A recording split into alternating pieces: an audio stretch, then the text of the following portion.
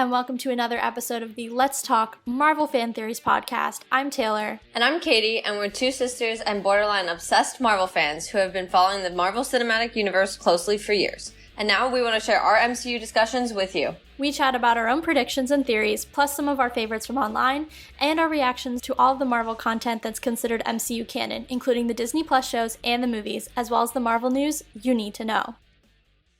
All right, Marvel fans. Here we are, episode 5 of Moon Knight. We are at the second to last episode. Crazy to think about because I feel like we have still so much to wrap up in this episode. And this one was a doozy. I have so many thoughts. Katie, I want to start with you, and then I just have a list. Actually, I don't even have a list. I don't even know where to begin. I have a list, but it's so disjointed. So I essentially sat there watching the episode with my phone in my hand, just writing throughout the whole thing, which normally I don't do, but I just thought there was so much going on that I was like, I almost have to. And I every time I went to put my phone away, I was like, nope, I have to keep it open.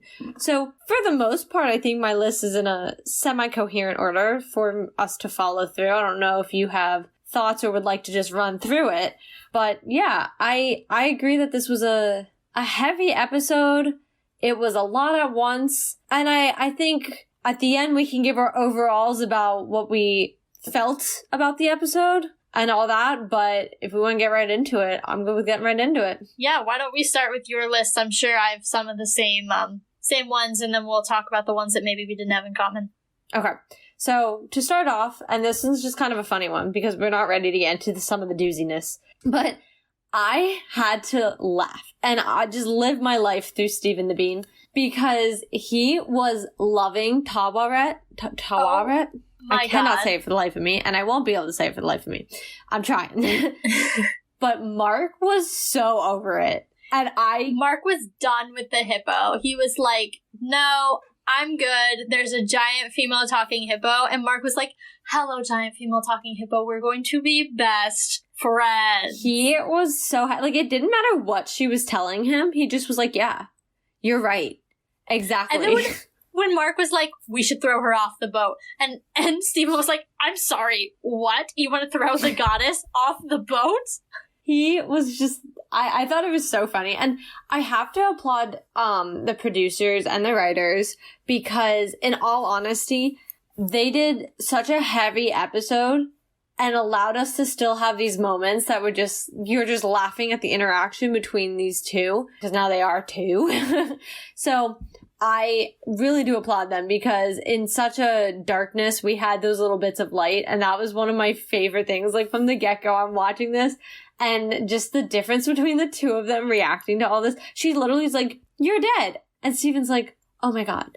Tell me more about this afterlife. We're here, right? Oh my God, we're here. That's awesome. And he's like, feel the freeze. Yeah, and Mark is just like, oh my God, we're dead. Like, he's stressing. And Steven's like, oh my God, this is so cool. Like, yeah, I also have something on my list really quick. First, I wrote, and this is not as important as my second point, but I wrote I also am struggling this evening. Taweret is a... I know they even said it in the episode 9,000 times. I still can't say it. Steven has the English accent, so I feel like I can only say it now with an English accent because he says her name a lot more than Mark, because Mark truly, I don't think, has grasped her name, but Steven's like, Taweret, and I'm like, that's the British way, but like, is that how an quote-unquote American accent would say it? I don't know. Yeah. So I'm just gonna say Taweret, because I feel like that's how Steven said it, but I wrote, Taweret is a queen. So that was one of my important list points from last night's episode. Last night, because we are recording this on a Thursday for everyone who's now listening to it this Friday.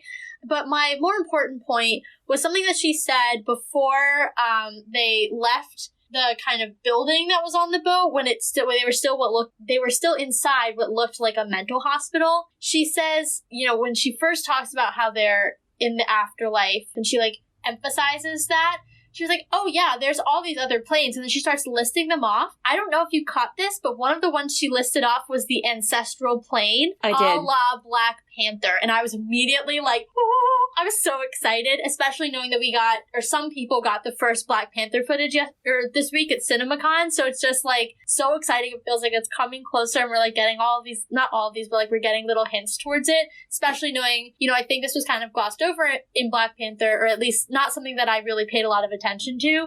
But the idea of Bast being the Panther god. So we have, we always talk about Thor and Loki being the like predecessor gods to the Egyptian gods in the MCU, but Bast is very much still a thing as well. So it was really cool to see gods from different cultures making reference to one another. Yeah. Well, and I just thought that whole bit was pretty interesting. I did have to laugh when she was like, I've never been in a mental hospital. I was like, only Steven and Mark. But even moving forward from that, I wanted to point this out for all our Once Upon a Time fans. If you haven't, Taylor just got very excited. If you haven't listened to us before, you might not have realized we do make some references quite a bit to that. And this was a reference here when she took the hearts out of them. I immediately was like, dang, she's going all evil queen on them. Regina, I know. I was like, she did it, and then I was like, where have I seen that before? And then I was like, oh my god, Once Upon a Time. Oh no, it was it immediately like literally clicked the same for me. It took me a hot second, but then when they did, it was like, it struck me how it was the exact same way that it was done. Like, it was depicted the exact same way in this show versus Once Upon a Time. Not surprising, Once Upon a Time is also a Disney property, but at the same time, the fact that that show was coming out like 5-10 years ago, and like here we are, and there still looks the same, just goes to show what a good show Once Upon a Time is. I know this is a Marvel podcast, but I'm going to plug that one too, because it's so good. Yeah, and I mean, I just thought it was really interesting. And then, since we're talking about the hearts, I want to bring up, and something I really want to talk about, was that the fact that when they were dead, they're considered two different souls, essentially, because they have two different hearts.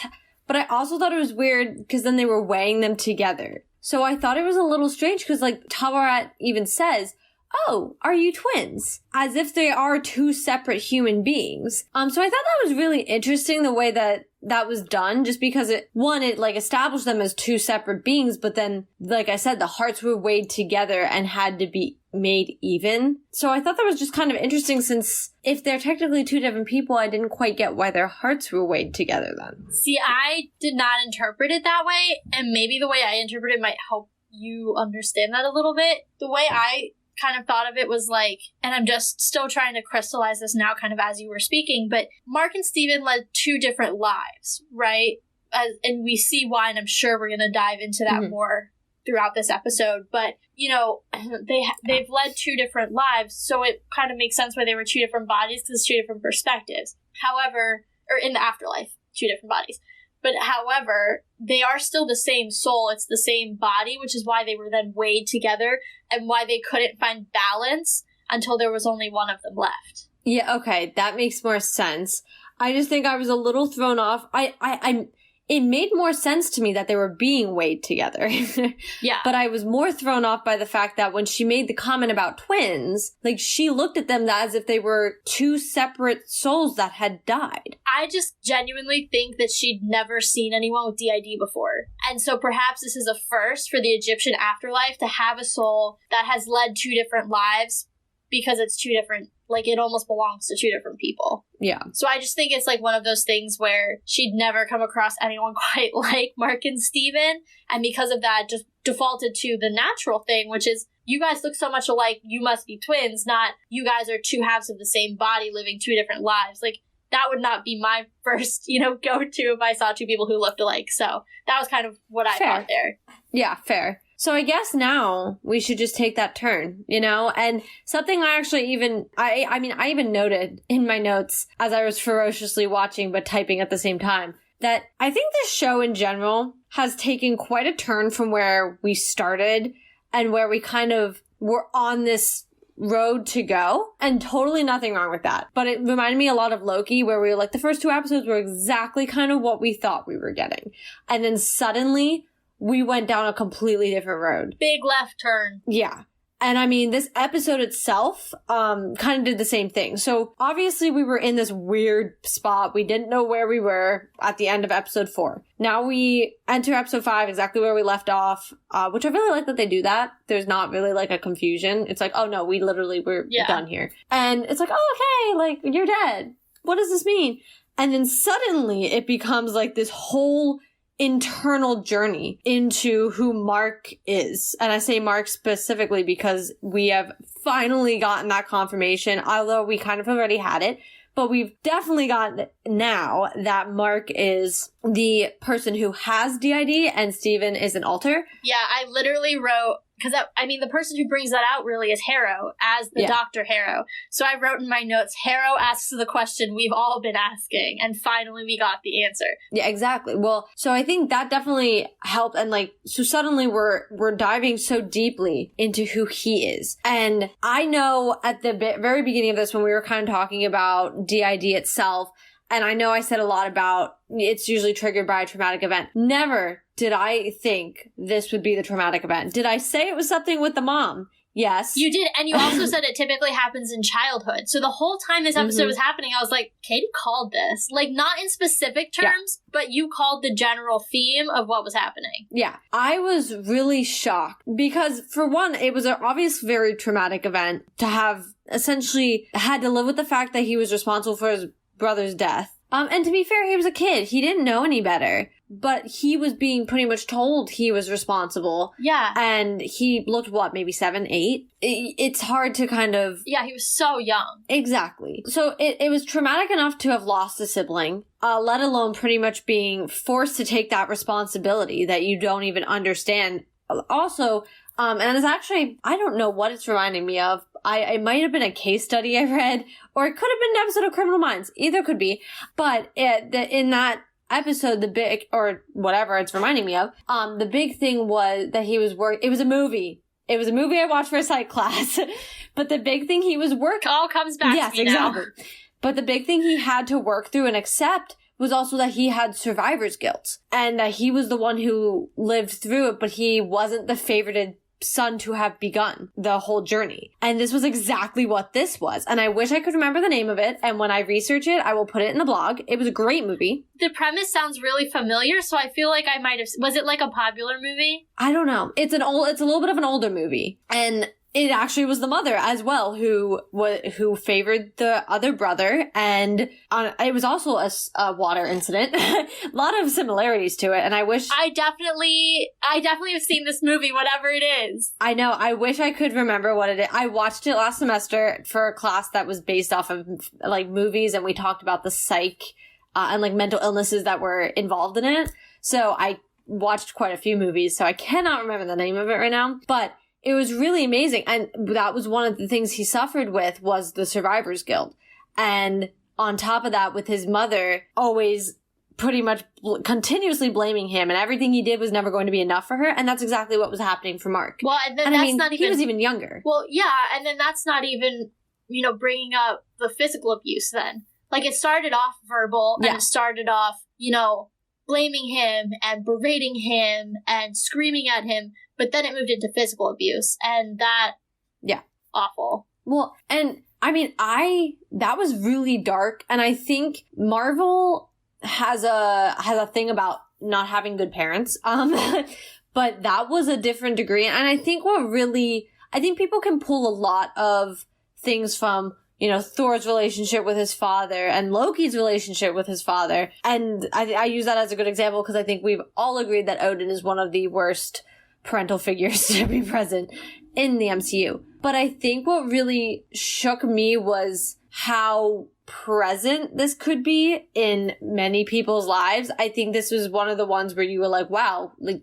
I could watch anybody go through that. Yeah, I thought it was interesting. Actually, now that you say that, much of the bad parental figures we've seen, whether it be Odin, Ego, Thanos, there's one other example I'm thinking of, but she doesn't quite fit that. They're all magical. Or space, or there's something non-normal about them. Yeah. The only other parent in the MCU I can think of that I think is a bad parent, but in a non-magical way, is actually Mrs. Bishop. Yeah. Who basically just lies to her kid. She's But what she does is nowhere near, in my opinion, as bad as what happens to Mark. But I get what you're saying in the fact that, like, they could be your neighbor. Your neighbor could be working for someone bad and lying to their kid. Your neighbor could be beating their kid in their bedroom, and you wouldn't necessarily know. Well, and actually, I really like that you said that. You reminded me of something that I wanted to say as well, was you even named all 4 of those people, right? And to your point, Miss Bishop was obviously a little different than Thanos and Ego and Odin. But at the end of the day, when you really take a step back, unfortunately, whether it was for the good of the children or not, they always thought they were doing right by their kids. Mm-hmm. That's or true. Or for the greater good. And the problem with this, and not the problem, but the fact that it's so awakening, and why it's so awakening, is because that this isn't like that. Even Thanos could sit there, and even though he sacrificed Gamora, he loved her. I mean, we watched him mourn her, and he had to sacrifice her for what he thought was going to be helpful to billions of other people. Skewed thinking. Or even Nebula. Yeah. Or even, like, what he thinks he's in his own twisted way, he thinks he's making her better. Exactly. It's a very skewed mindset. But he is always, and same with Odin, with all 3 of his kids, he's always thinking he is doing the correct thing. And I think by the very end, at one point, he even says something along the lines of, I always want to try to do right by you, or something of that nature when he was... Or acknowledges that he hasn't done right by them. Yeah, exactly. Yeah. And so I think that's what we've seen, that storyline a lot with parents, so we can make that joke of, wow, the MCU's got some bad parenting. But taking that step back, in all honesty, to your point, anybody could be genuinely going through something as horrendous as this. And I was so shocked. I'm not even going to lie to you. I was so shocked. I personally just couldn't understand the vitriol. Like, it wasn't just lame for a few weeks while she was grieving, which, while not right towards your 8 or 9-year-old child, because they're a child, you can understand, you can empathize with, right? Yeah. You need someone to blame. Again, it's not right, but I could understand it. This clearly went on for years. And when it crossed the line into physical abuse, that's unconscionable. I just could not, the hate that she felt for her own child, I was like, wouldn't you hold your child tighter? You lost a child, and now you're willing to literally beat your own child, the one that you have left. I mean, heartless, just absolute, it was a lot. Yeah, and I mean, even in that moment, and I'm gonna kind of bring up a different point I was thinking about during it. Obviously, we saw eventually, that was when, the very first time that Mark experienced a switch of his into a different alter. One thing I will say I don't really like is that he's like, I created you. And I'm like, well, that's not. To an actual person with the idea, they don't, like, consciously create an alter. You don't just get to do that. But I don't know that was, just to quickly counterpoint, I don't know that that's what he meant by that. More just like he needed an escape and he accidentally created him. I don't know that he meant he purposefully created him, but just meant that, like, he was in such a dire place that, like, subconsciously he did it. You know what I'm saying? Like, I don't know if he was telling Steven, I actively made you, but, like, more so, like, you were born out of my trauma because I needed a place to escape, and I didn't necessarily do that on purpose. Yeah, I don't know. It just came across a little weird. So I just kind of... There was so much aggression the way he said it, and I think that might have played into that for sure. Yeah, but I will say what really threw me off is when we see that first switch, it's right before she goes to beat him, which threw me off because then he was also saying, he was like, I did it so that you could have a great life, so that you could, love your mom, and you never had to live with, like, the knowledge of who she was, and blah, blah, blah, blah, blah. But I was like, but I'm a little thrown off because we see the switch, we see it take place, and it's established by him then speaking in an English accent. So it's for sure saying, hey, we're seeing Steven now. Mm-hmm. And then it's obviously cut off because, God, no one needs to see, unfortunately, what was happening. But when she goes to obviously hurt him, it's like, I'm a little thrown off by that because would that not have been a Steven memory? Yeah, that threw me a little as well. In my headcanon, Mark just took back over. Okay. Yeah, it's the only way it really makes sense, to your point, because of all the things that Mark said about Steven and, like, how he got to live this good life and has positive memories of their mom. Yeah. My question kind of going on with that, too, is, like, if Steven had the same mom, which obviously he does, there's only one, how did the parents react to their child suddenly speaking in a British accent and calling himself Stephen. Well, I actually have a lot of questions based off of this. Because I also have the question about if Stephen was raised in that house on that street, why did he not know where he was later on once he was an adult when he was standing outside? Like, Mark had shown up for his mom's funeral but didn't want to come in. So I was a little... The only way that makes sense, I guess, is if Stephen never left the house. That's what I was thinking. Like, maybe he left the house as Mark, but Stephen was in the house. Yeah, that's kind of what I was thinking was the only way that I could have explained that. But, yeah, I also thought it was a little strange that I was like, I think the way it was almost painted, which is why I think I took it that Mark created Stephen and was saying that, was because he was pretty much so aware of the fact that Stephen existed from the get-go. It was like he almost did have control over him, which was a little off for me. And then to your point, it seemed, because usually someone who has DID doesn't typically realize right away that it's not like they're like, oh my god, there's this. It's usually telltale signs of, and not, I don't say telltale, but like they start to, notice things that they're like, I didn't do this. And I know there was a movie example that I watched in class as well it had, I believe, Halle Berry in it. And it was the same idea of, she started seeing all this expensive clothing that was in her closet. She's like, I didn't buy this. Why is this here? And it's stuff she wouldn't wear as that altar that was present, which was actually the main person that then had altars. But yeah, no, I definitely understand where that didn't quite add up, because I was also, and the mom obviously makes sense, but the dad who seemed to try his best with him, it just didn't quite make sense. I don't know. It was definitely a slightly poor showing of that aspect of it. Everything else I thought was really, really well done. But it was a slightly hard to follow all the points kind of aspect to it. Yeah, I agree. That part was a little difficult for me to try to rectify. Even, and this is not something that we saw in this episode, but it kind of is a related thought. But obviously Mark has had Stephen a part of his life since childhood. So... And we kind of have touched on this before, but when he was married to Layla, how often did Stephen come out? Because Stephen seemed to have had a genuine life and have been in the forefront relatively frequently, enough to feel like, he knew who he wasn't missing large periods of time, all this stuff. So that part also kind of confuses me, because I'm like, he can't be in two places at once. Like, he can't be Mark being married and also Stephen living his...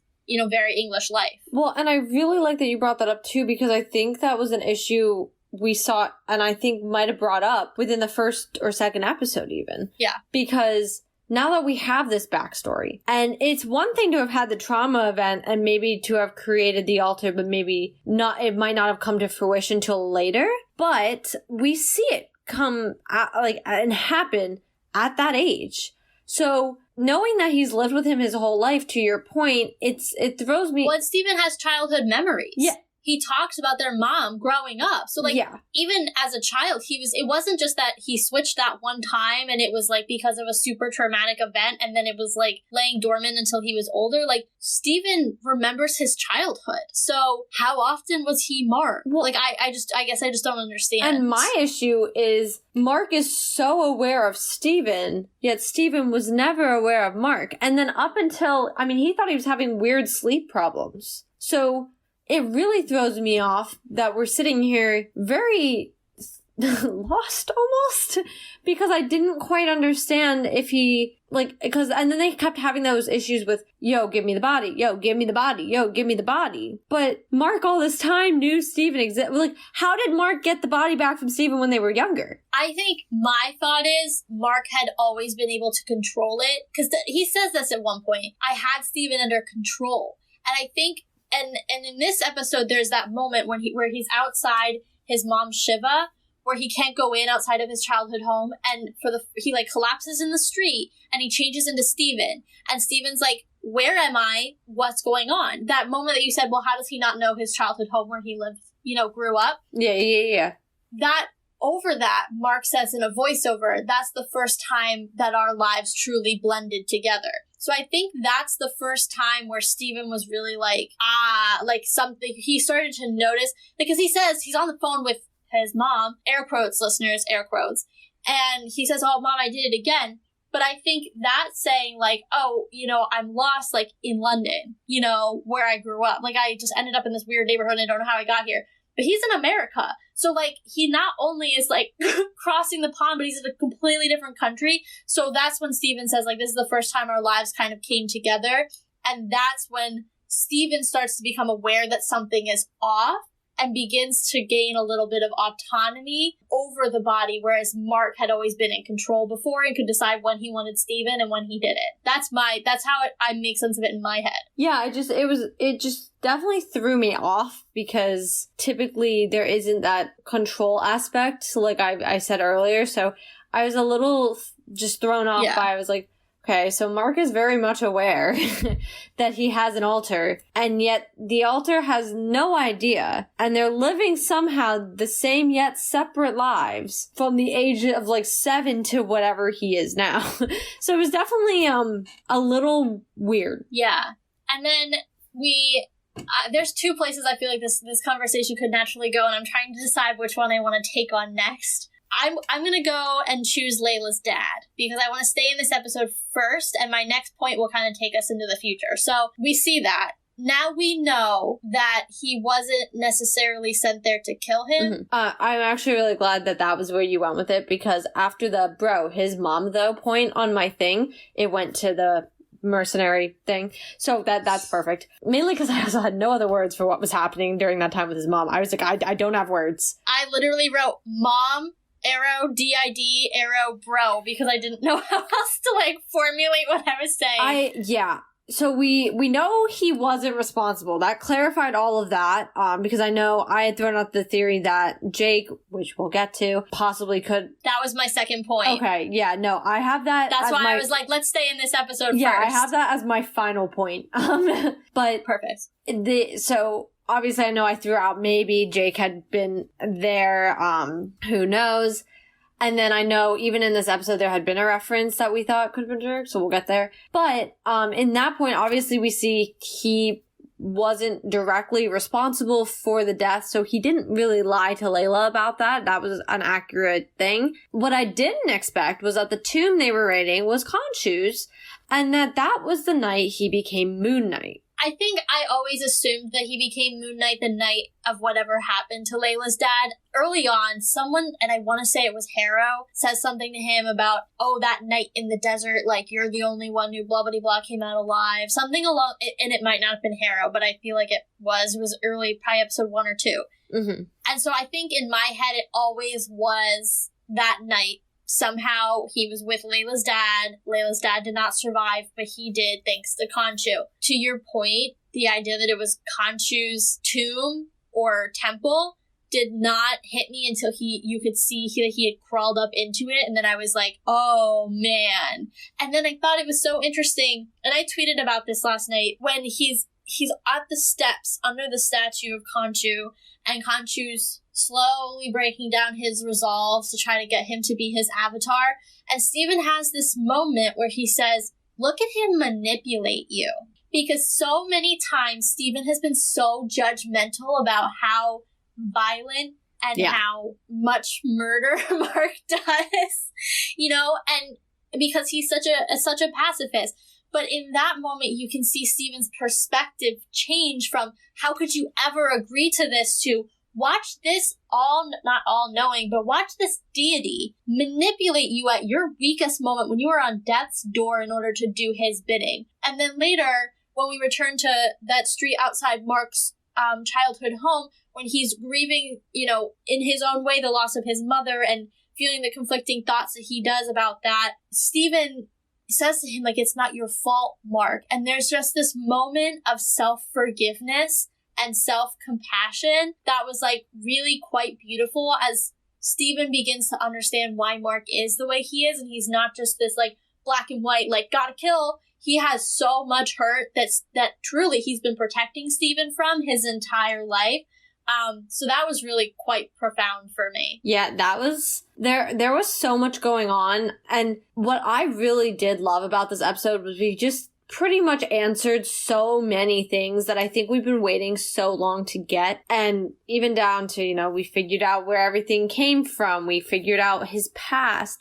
Now we know how everything came about with Khonshu. And I think it really helps to show, we've been seeing when Mark and Khonshu are like a conversation with each other, Mark doesn't have a respect for him the way that it really feels like some of those other avatars did. You can just tell he's angry at him and he wants to get it over with, and he doesn't want him around him anymore. And I think now we can understand where that comes from too. And Steven kind of putting it into perspective, being that inner voice that, I think everybody needs to listen to, but doesn't ever allow themselves to, and just being like, but look, it isn't your fault with your mom. It isn't your fault what happened with Khonshu and all the times that you killed these people, because at the end of the day, he manipulated you. You were sitting there ready to die. And I mean, he talked you into living. Who wouldn't take the offer to live? Yeah. If you didn't have to die?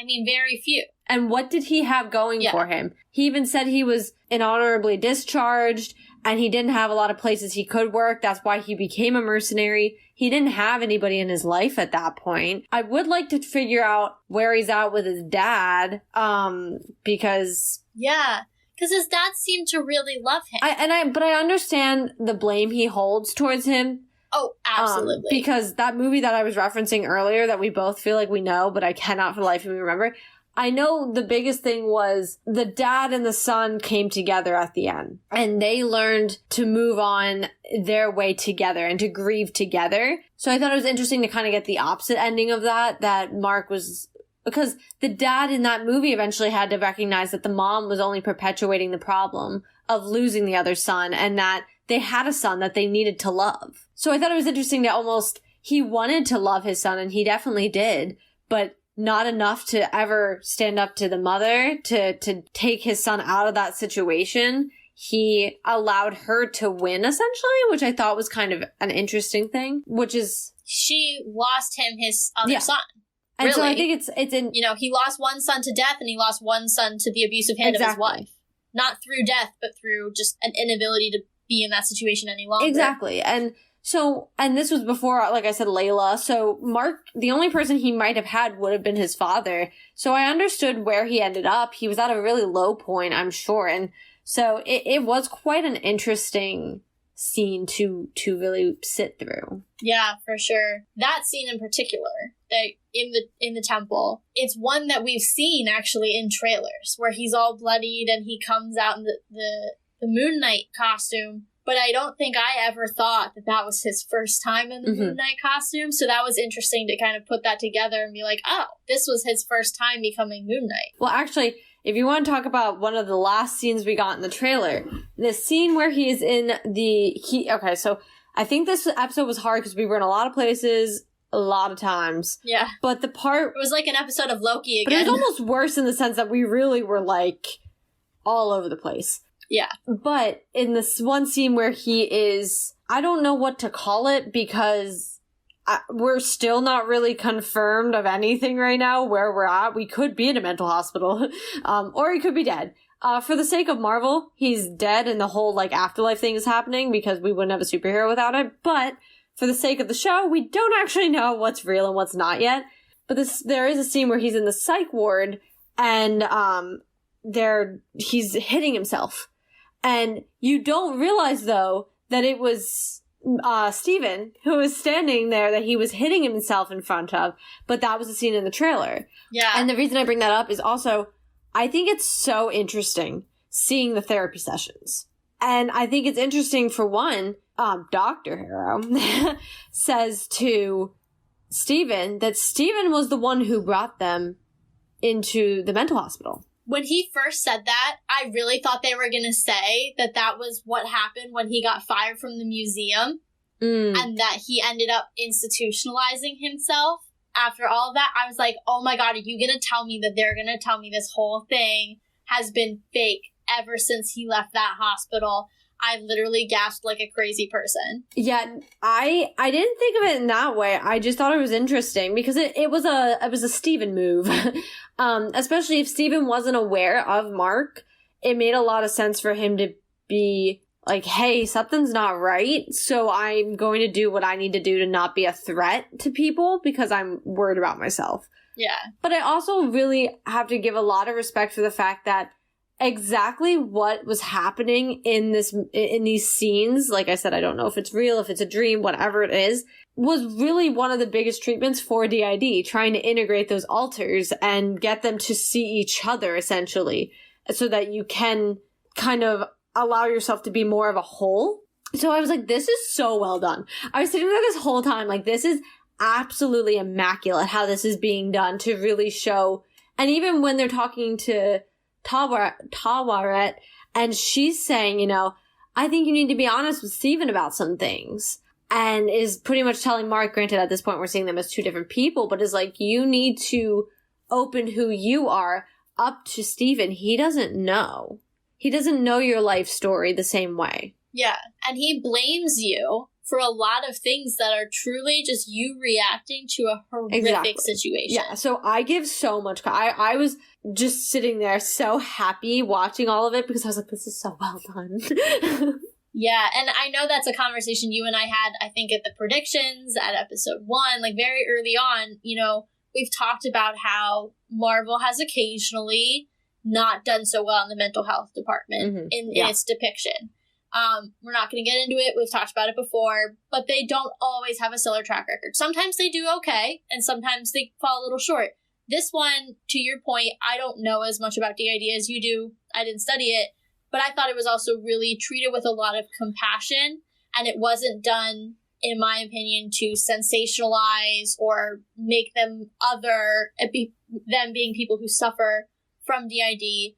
It really made you empathize with them and helped you further understand what they were going through, and also then the treatment for that type of disorder. So I thought it was really handled very sensitively and very well. Yeah, I agree. Unfortunately, and I think maybe fortunately, in this, at least in the way I'm about to go, you know, as time moves on, I think that a lot of mental illnesses are becoming more common and more talked about and just less stigmatized, but there's still always going to be that aspect to it. I mean, there's unfortunately a weaponization to it as well. So I thought it was just done very, very tastefully in a very good way. Obviously, as we've been going throughout the series, I've kind of pointed out some of the things that are like, hey, by the way, these would not be a normal thing that someone with DID would be experiencing or doing, just for educational purposes as we go through this. But again, it is a television show. We are sitting here watching it also be a superhero show. So there was going to be some artistic license, but I definitely really, really loved the therapy scenes. I thought they were just amazing. All right, I know you also really want to talk about Jake, and I truthfully missed whatever people are saying is the hinted Jake. I was looking it up online, and I still don't know what it is. Like, I still don't really get it. So why don't we talk about it a little more, because I'm confused. Okay, I'm glad we're getting there. And then we can hit the end of this episode. Yeah. So, my thing was, I thought I was imagining it, and then I deleted it from my notes, because I was like, oh no, this was me just being weird. Like, I guess I really looked into this too much. And then I saw it online, and then I saw it in a couple of TikToks, and I was like, oh no, I'm not going crazy. People saw this. So, what it was the scene where they both look in a window, and it's somebody standing next to the car, somebody being Mark and Steven. But, Mark, so we think. And there's a taxi behind them. Wait, where are they location-wise? They are in the mental hospital scene, but they're looking through one of the windows at a memory. Is it the scene where Mark's outside his childhood home? See, that's what I thought. But then everybody was like, when he was very, like the way he wrote it off, I thought, because I initially was like, oh, that's Jake because of the taxi. And the way that Mark was like, oh, you know, it's just a memory. We don't need to go through all of them. No, because I think that was when he refused to go into his mother's Shiva, and he feels a sense of shame for that. That's why as I watched the rest of the episode, I deleted the note. Because I was like, oh, no, I was wrong. Because it was just one of those things you came up with while you're watching the episode, and then you're like, oh, never mind, it proved me wrong. There were a couple. But then people were pointing it out again online for being a nod toward Jake with having the taxi in the back. And the way that in that scene, he had the beard, which in the depiction of Jake in the comics, he usually is a little more disheveled. So he has that look to him. So I was like, well, now wait a second. What is happening? Yeah, because they return to that scene later because Mark's dad comes to the window and he beckons him to come in, and Mark's like, nah, man, like, I can't do it. He walks down the street, collapses in the street, and switches over to Steven. Yeah, that's why I was confused. And that's what I got the nod to Jake was. Like I said, like, I thought it was, and then I undid it, and then I saw everybody else talking about it being that, and I was like, wait. Because I did, the taxi is what immediately I was like, oh. Yeah, that's not the one that I saw. Someone said that they heard Jake's voice somewhere, and I was in, like, one of the scenes. Oh, no, that I didn't hear. And I was like, okay, well, if Oscar... Well, stupidly, I was like, well, if Oscar Isaac is playing all three of them, like, unless Jake has a very distinct accent, how would you tell? You know? Yeah, I didn't know about that one. I knew about the one that I had thought initially was Jake and then went back on. And then other people were like, wait. So then I was also like, wait. And just having an existential crisis, essentially. Yeah, I don't think that one was it. I didn't think so either.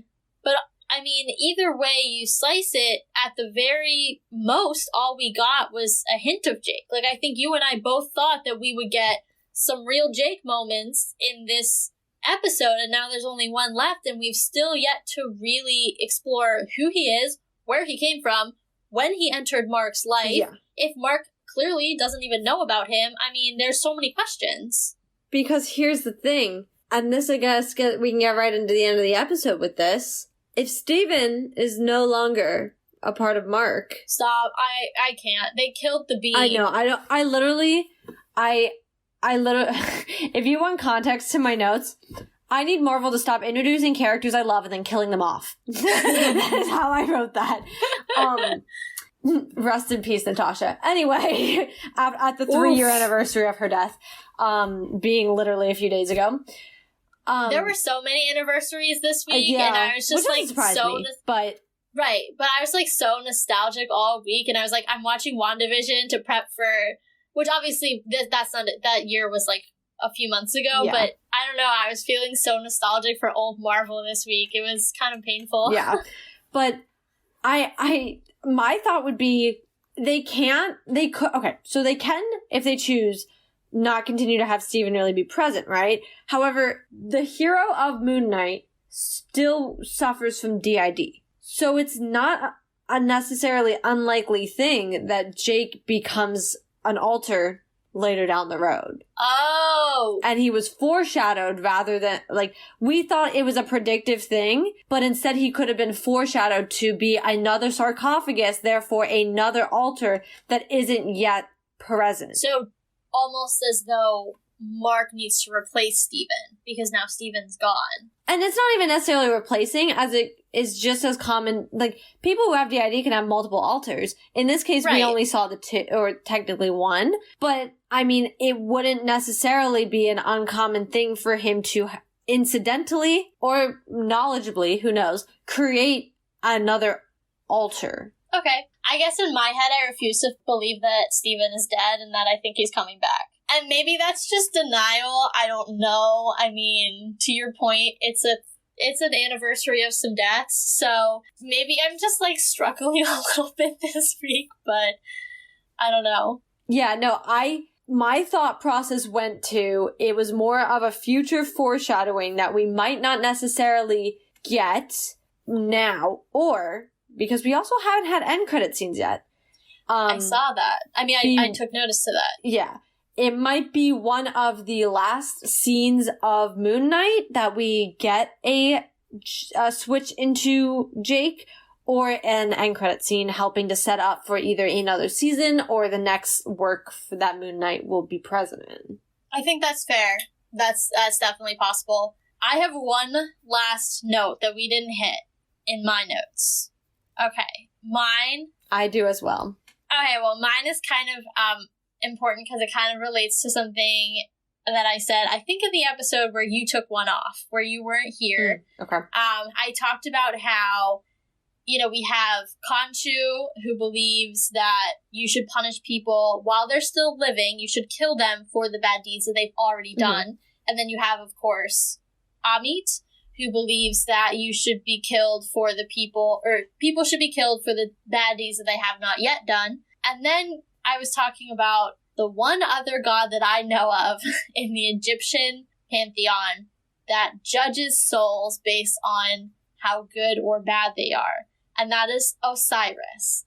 And I talked about how there are, in essence, in this show, if Osiris was a thing, 3 gods who judge souls, 3 gods who have 3 different perspectives on judging souls, and that's perhaps why Khonshu and Amit were cast out, because the gods as a whole chose to go with the way that Osiris views how a soul should be judged. They should be judged post-mortem and not taken off the earth. And then our girl Taweret talks about how, well, first of all, she brings out the scales, which is like Osiris's thing, and then she talks about going to the gates of Osiris. So we do, in fact, have official confirmation of Osiris in the MCU, and I was super excited because I feel like it adds a little bit of credibility to my theory. It doesn't 100% prove it right, but it definitely means that I'm not, hopefully, too far off, which was exciting. I just wanted to toot my own horn a little bit there. Yeah, and actually, you reminded me of something that from the Jake conversation, but I appreciate everything you just said. I was following 100%. Thank you for that validation. Yeah. I appreciate you. No, I was like 100% there for it. I just was also like, wait, you totally reminded me of something. I could see it on your face. Yeah. Really quick to backtrack. Something else I did think could have been a hint to Jake, but then didn't end up coming through with it, because obviously then Mark took responsibility, was the dead, which was freaky. Yeah, that was horrifying. I thought Mark was almost just as shaken up as Steven initially, so I was like, oh my god, are we about to find out that there's like a third person wandering around this place? But then when Mark started like naming where they were from, I was like, oh god. Yeah. I definitely initially was like, oh, we're about to find out like Jakey boy's been out here murdering people. Yeah, just like getting out of his cab, doing a little murdering, going back to the cab. Like, yeah. Chill. Yeah. Just a Friday night. But anyway, to move what you said, yeah, it's definitely an interesting take. And actually, that almost combines with what I said, I think, last episode about what gives these gods, even if they are a council or not, the right to make that choice. And then I said, they say about not interfering. Who made that rule? And was it a minority group? Yeah. And all these other gods and goddesses didn't want to follow that, which I think ties into the same idea of maybe one of those rules is the idea of, it's Osiris, correct? Okay. That, souls are judged when they die, not, and to be fair, Khonshu and Amit would both be interfering with present life by doing they're taking their own actions. Off the earth. Yeah. Yeah. So I think individually, ironic enough, we might have come up with something very prominent to the series. Yeah. I think that's everything. Did you get your last note in? No, my last note was just when they were, well, first off, talk about those zombie looking things. That was weird. Which part? When they were like fighting the sand zombies. Oh, that was horrifying. But also good on Steven for kicking some booty and realizing he was like, if my body knows how to do it when it's Mark, my body's gonna figure out how to do it when it's me. And I was like, yes. First off, I thought that was hilarious because I've seen the memes of people who are just like, why did Steven never question why he had like a 6-pack? It was super like swole. Bruises, cuts, none of it. I mean, he does heal very quickly. That's true. I was going to say because of like everything with Khonshu, but like everybody was just like, he's a bean who doesn't work out, and suddenly is like he's jacked, like, and he doesn't think anything of it. Like this is my natural physique. It's a 6-pack. Yeah, he's like, I just eat vegetarian. I eat and tie myself to the bed. Like, yeah. What? I thought it was that was funny. But actually that exact scene, I was dying when Mark is literally fighting for his life and Steven's like, you got this, Mark. And Mark is literally passed out. They knocked him out. He was unconscious. You know what it gave me? You know what vibes it gave me? it gave me Bucky watching He Who Shall Not Be Named John. getting his booty handed to him by the Dora Milaje. I just That thought it was the so vibe I funny was because getting. It just pans over to Mark, who's literally getting dragged off the ship because he's unconscious, and I was like, a little late there, sweetie. You had the right spirit, but a little late. You got this, John. You're doing great. That's all that he needed to say, but replace John with Mark. Yeah. I wanted to go out on a not so serious note since this was a very serious episode. And then I have one final thing. Go for it. It's unrelated to most of the show. Cool. Which is why I wanted to save it for the very, very, very end. And I know a lot of people have been pointing it out before Moon Knight, and now that Moon Knight has become a part of the family, I wanted to bring it up finally to kind of really establish it, and that we're talking about it too. I've been seeing it, I've been sharing it, but it's the color purple. And I thought you were gonna say the emotional distress. Oh, that and I was too. like, yes. Phase 4 is really hurting me. Mainly because I've seen almost all of my favorites cry this phase, and I can't do it. But who hasn't cried this phase? Let's be real. Yeah, dude, Scarlet Witch, Loki, Bucky, like, I'm going down. I just think every character has cried at least once. Yelena. Like, everybody's not doing great. Poor Clint, not doing great. Yeah. He's riding the struggle bus. Yeah. But, I digress. To the point of the color purple. Yeah, I've seen to that give too. some reference, in case you're kind of like, what are you talking about? Agatha's powers, Zemo's hood, which is obviously very comic book accurate, and even some scenes in Madripoor. Then we have obviously that planet. Well, I was gonna say that planet in Loki. Yeah, well, I was getting there. But obviously Hawkeye's color is purple. The planet in Loki, both when him and Sylvie are on it, and then the multiverse and Kang being in purple, and the multiverse being picture purple. No Way Home, the cracks are purple. Then in Moon Knight, we have now gotten a very purpley scene of the afterlife.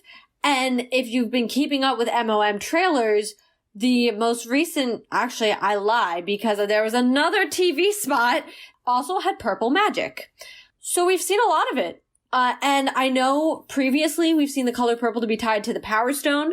So if we're going MCU related, I'm obviously not saying the Power Stone, but the idea of power may be somewhere in there. I also do know that purple can stand for royalty. I think that's the best known thing that it's for, but there are some others. So those will be included in the blog. We'll talk a little bit more about that, but I wanted to throw it out there to keep your eye out for it. We have no idea what it means, if it could mean anything, but Marvel usually doesn't do anything on accident. So I did want to throw it out there now that we've gotten two of the most present works also confirming yet again the color purple being inside of them. Yeah. That's a good call out. I've been seeing that online as well. That there's a really big through line, basically. Actually, I would say starting with Endgame because of Vormir. Oh, I agree, but I think people were just establishing, especially with Phase 4 being, and to be fair, Endgame 3 years already, because COVID really pushed things back. So I think a lot of people feel that because there was already an MCU break and then COVID. So I think a lot of people are feeling that break even further, that Phase 4 is far removed from where we left off in Endgame. Oh, I mean, it was already a narrative reset after everything that happened with Thanos, obviously. And then you had No Way Home, not No Way Home, Far From Home, which was really good because it was so tied to, everything that happened in Endgame, obviously. And then you had that such a long break. And it was so good in that sense because it was like, now you had a time reset and a narrative reset. And it almost feels like a brand new MCU. Like, clearly it's so tied to what happened before, but at the same time, it's very new. So I think that's actually, the pandemic sucks, don't get me wrong. But in some ways, in that way, it did kind of work in our favor. I hated not having content for so long, but, they're just looking on the bright side, I guess you can say. Yeah. No, I think it definitely, to your point, it almost wiped the slate. Not forgetting our heroes, of course, and a lot of Phase 4 has been, while introducing many, also wrapping things up for our heroes, both dead and alive, with legacy things. But I definitely think, to a weird degree, the pandemic did allow us to hit that reset, get ready for Phase 4, and try not to compare it too much to Phases 1 through 3. Yeah, for sure. The last thing I want to talk about before we wrap this up is I just want to get your overall thoughts on episode 5. I know we've kind of hinted about how we felt about it throughout the episode, but I think this is a good place to wrap it up by just saying, what were the overall sentiments? Give them to me, Kate. Well, first off, it made me feel almost every emotion in the book. But I will say, and I think I kind of expressed this a little earlier, while I'm so happy we got answers, and there were so many good parts, it was a lot to dump into one episode. Especially the fact that it is the second to last episode. I think we were talking during last week's podcast episode that, just to clarify before I throw around episode 9,000 times, but I think we were saying, usually 4 is kind of the what the heck, and then 5 hits you with that, okay, we're gonna lead up to that final bit. And we didn't really get a lot of that. We actually got a lot of, like I said, that internal character development. And so it was a little surprising. I couldn't tell you what's gonna quite happen in the finale. Yeah, I mean, sorry to cut you off. I just want to point this out really quick while you're kind of in that zone. There was one little reference to what's happening outside of their death. Yeah, the souls. Yeah, yep. Where Taweret starts to have, freak out a little bit because she says their souls and they haven't been proper, they're being judged for things they haven't done yet. Yeah. And that was our signal that, oh crap, they have successfully released Ami and she's out. So while Mark and Steven are having this whole self-discovery journey, she's out there and she is killing people in mass. Yeah. So that's what we have to look forward to. You know what it reminds me of, actually? You compared this a lot to Loki, and I think in the whole, you're going to hate this, but I think in the whole sense of self-compassion, that, is very similar to Loki. I don't disagree, but they didn't make Mark and Steven kiss, so... Yeah, I know you have your issues there. I know. That wasn't my main point, though. My main point was that it felt very much like episode 3 of Loki, where you built it up and this big thing happened at the end of episode 2, and you're like, oh my god, the multiverse is open, right?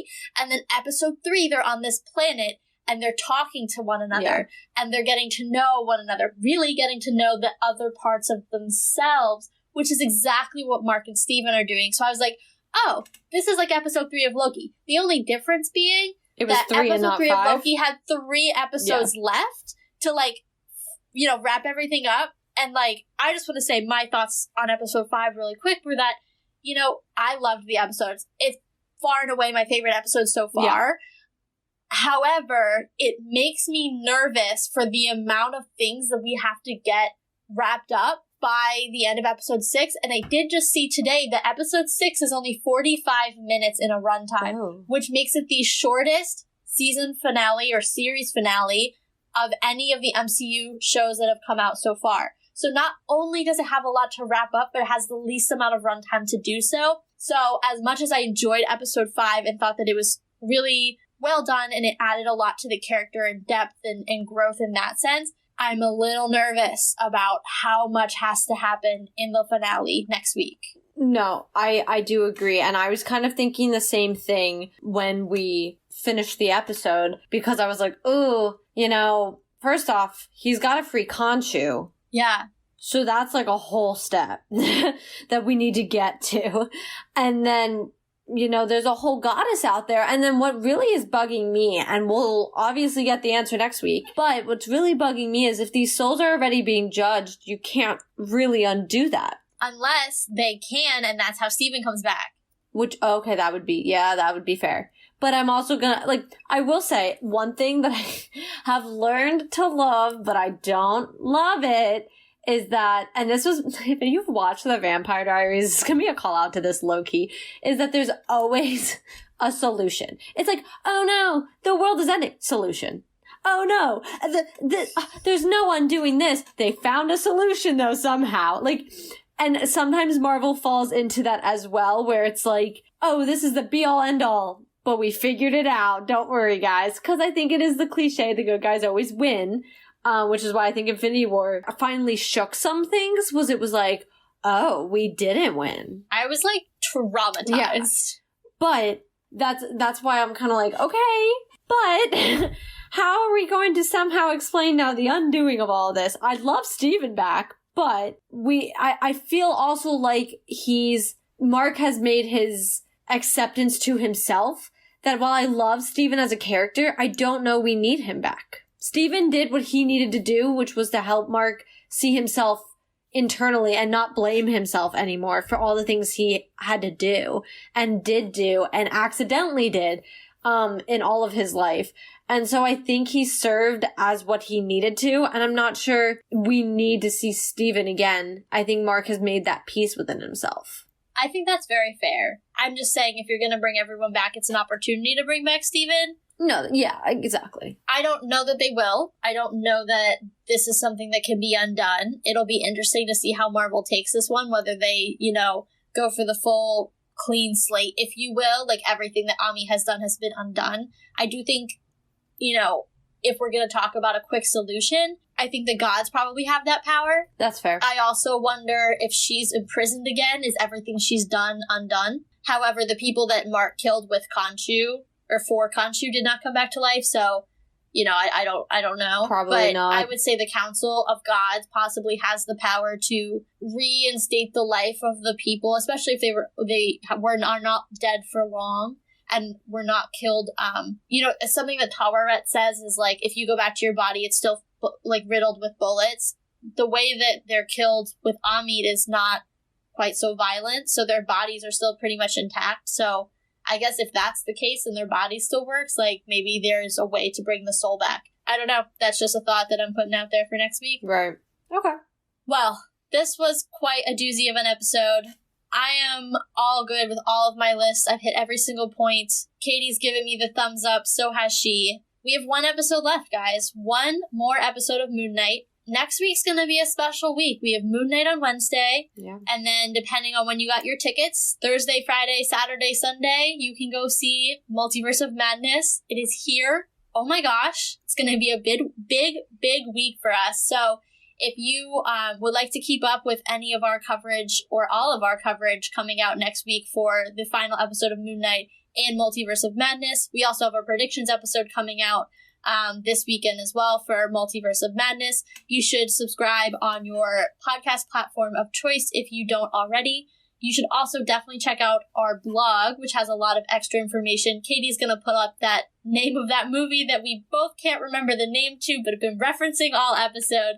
So, fun little tidbit on there this week.